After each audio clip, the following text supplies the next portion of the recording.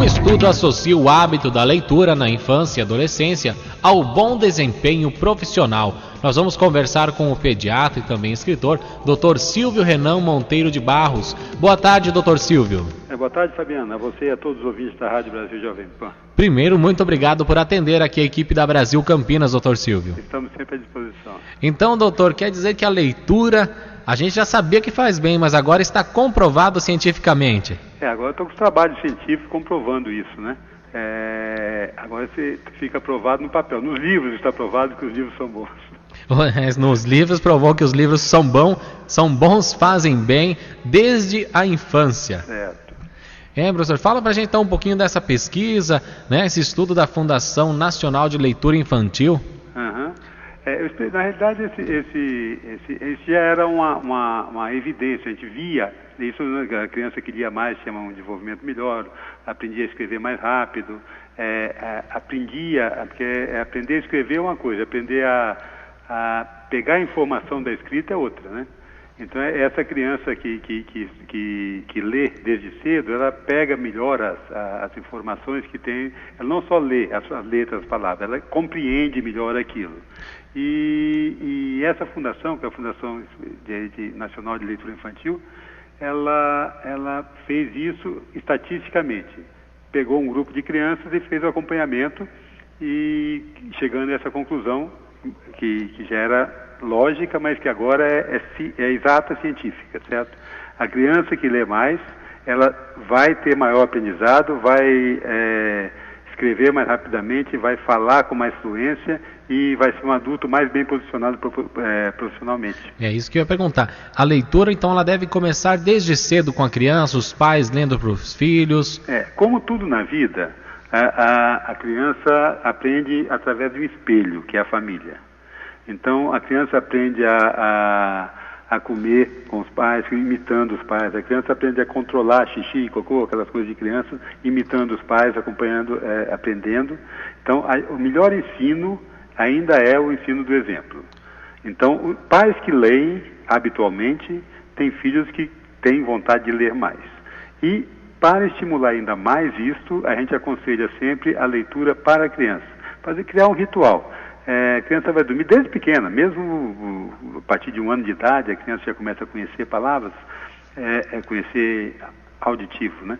As palavras. Então a mãe lê para o filho os livros, livros suaves, coisas ternas, coisas gostosas para crianças, alegres, e também dá livro para a criança com letras grandes, esses livros que tem de tecido, que tem bastante imagem e uma letrinha geralmente relacionada com a imagem, da primeira letra da palavra da imagem.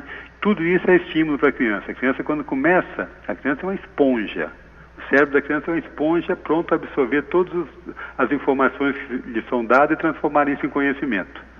Então, a partir do momento que ela começa a ver uma letra D no dado, ela começa a querer saber por que a letra D está no dado, como é que fala o D, e aquele D que ela está falando está representado daquela forma.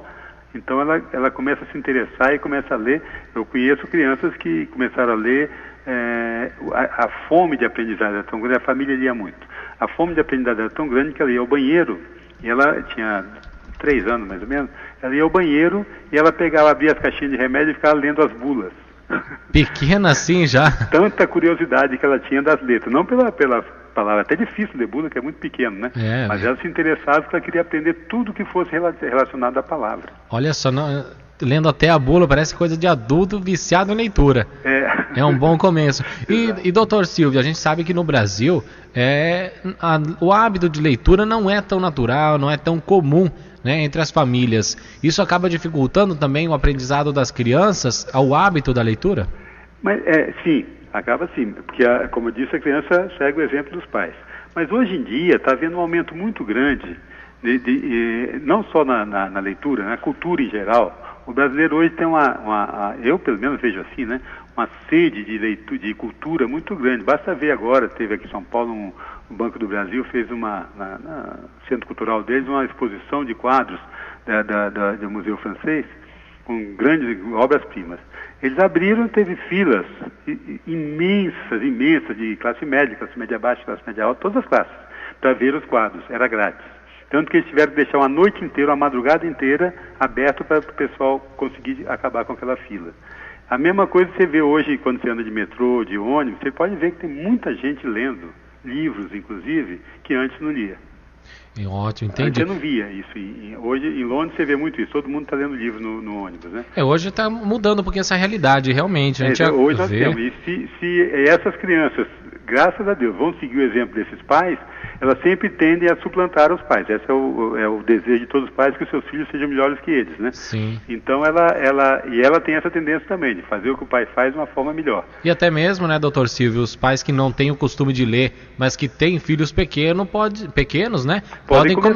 Podem começar com a leitura, digamos assim, não vai ler um livro enorme, é claro, não vai se ler, como a gente divulgou aqui hoje, né? Hoje lembramos de Euclides da Cunha, não vai ler os Sertões para criança, mas pode começar com um livro infantil, uma historinha de manhã, uma historinha à noite.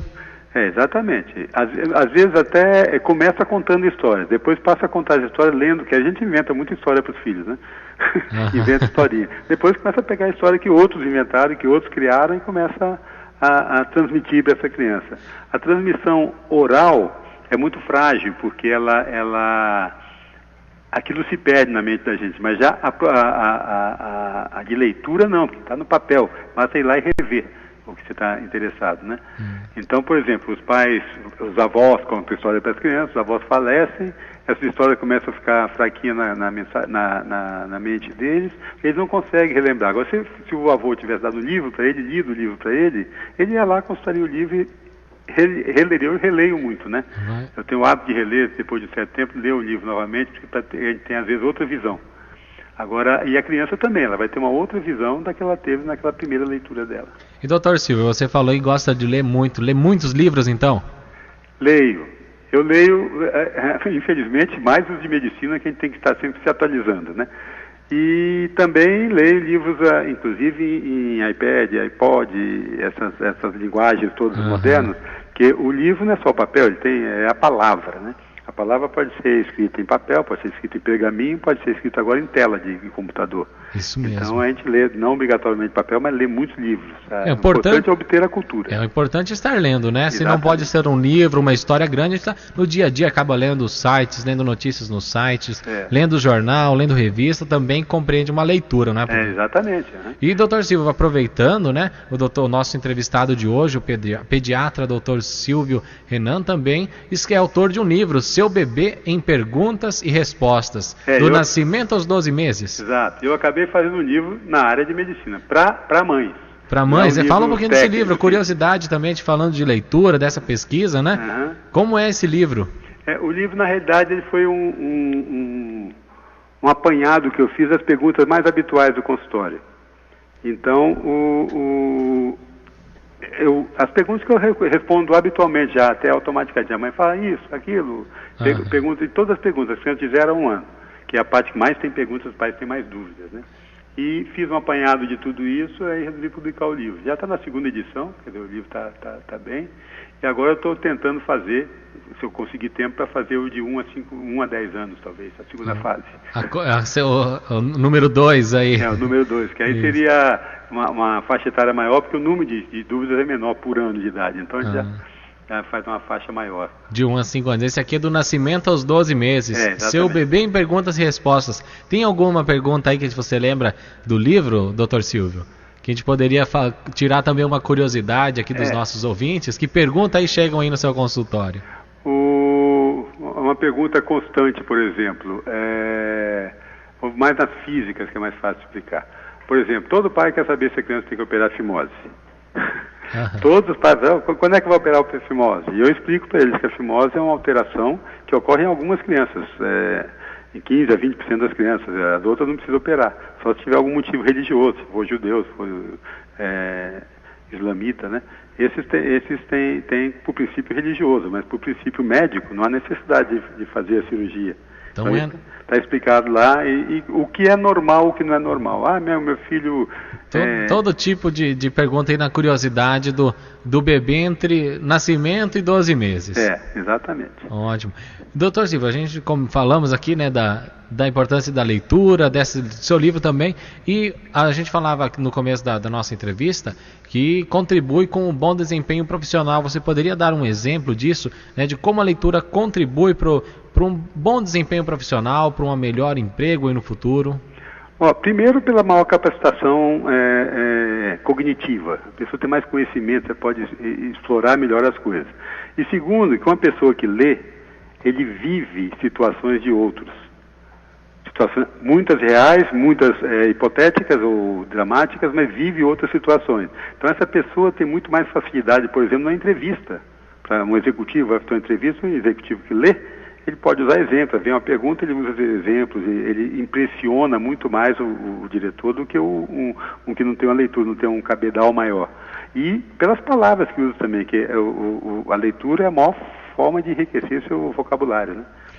A pessoa sabe definir bem as coisas, sabe explicar bem as coisas e colocar as palavras de forma que sejam compreendidas.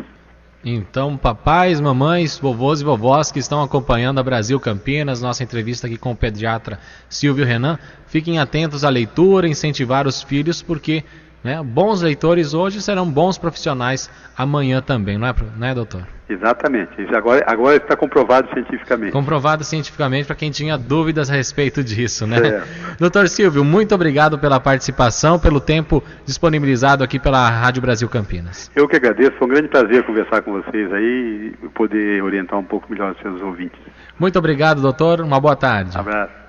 Conversamos com o Dr. Silvio Renan Monteiro de Barros, pediatra, que falou um pouquinho pra gente desse estudo, né, que associa o hábito de leitura na infância, adolescência, ao bom desempenho profissional. Então você aí de casa, né, alerta a leitura do seu filho, ajudar o seu filho a começar a ler, a criar esse hábito de leitura, para no futuro também contribuir com o bom desempenho profissional dele na área que ele escolher de trabalho.